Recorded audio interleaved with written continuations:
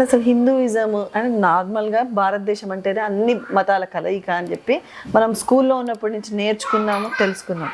Even మనం పొద్దునే pledge కూడా అదే చేస్తాం. కానీ మరి మీకు ఎందుకని హిందూయిజం మీద ఇంత వ్యామోహం? హిందూయిజం అనేది, హిందుత్వం అనేది ఇట్ నాట్ ఏ కమ్యూనల్, అదొక మతం కాదు. హిందుత్వ అనేది జీవన విధానం. ఇది మీరు నేను మాట్లాడుకోవడం కాదు.